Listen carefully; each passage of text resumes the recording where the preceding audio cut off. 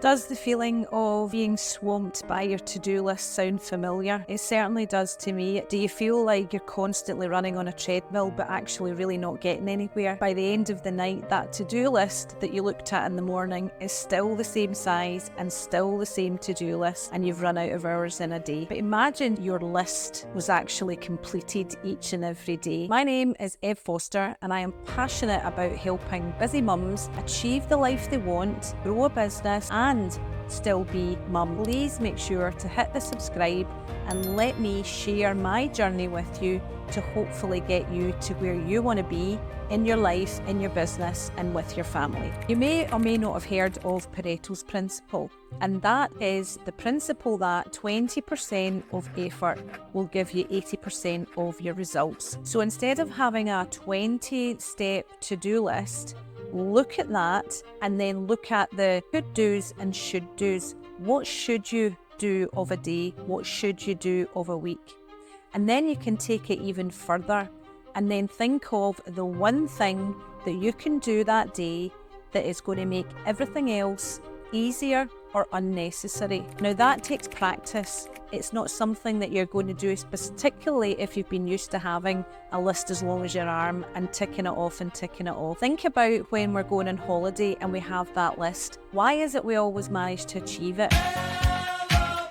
Why is it we do manage to get through the list and go on holiday? It's because we have a time scale. We're working towards a time. So if you imagine every day is the day before you go on holiday, what are the things that you must do?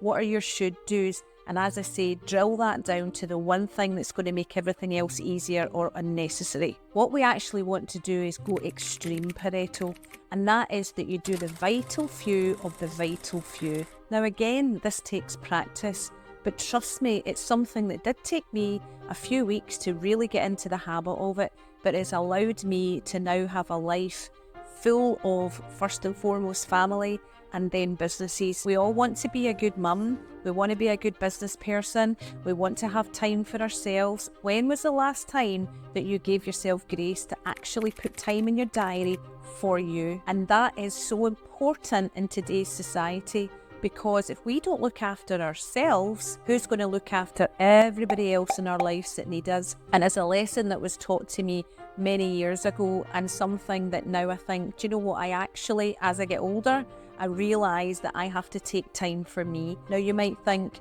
I can't fit that in, but go back to the 20% of effort gets 80% of results. That should be one of your things that you must do each day. I'm probably making it sound quite easy, right?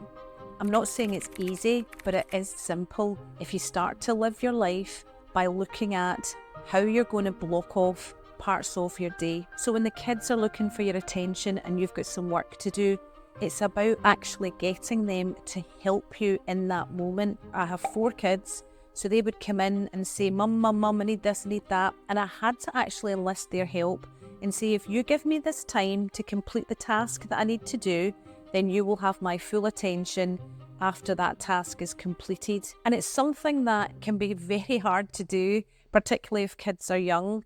But why not enlist their help? Because ultimately they will get a better you and they'll get better time with you, because your time will then be focused on them and not then thinking about work. But that is the key to it. When you have time blocked for them, you don't focus on work. Work can wait if it's the kids' time. Wouldn't it be nice to go to bed at night and actually look at the list of things that you've achieved that day, and it's a success list, so you can go to bed, put your head in the pillow and know that you have set out and achieved everything that you wanted to do. But it's not 20 things, it's not even maybe 10 things. We have to look at really going extreme Pareto and really concentrating on the things that are going to move the needle forward, whether it's family or whether it's business. The other thing that we have to look at when we are writing a success list, there may be one task on it that you know that is a should do, but you keep putting it off, like maybe filling out your form for your taxes or getting stuff to your accountant, etc. All these things that we don't really like to do. That's the thing that we actually have to tackle first. There is a book about that, and it's called Eat Your Frog, which is one that I would recommend. It looks at what's the worst thing you can do in a day is eating a frog. So you get up and you get that task over and done with, and then you can continue with the rest of your success list. I challenge you to look at doing that and do the things that you really don't want to do. Do them first, tick it off, that's it, done for the day. So creating a success list is only the first step in managing your time. Watch this next video and I will show you how to create enough time for yourself,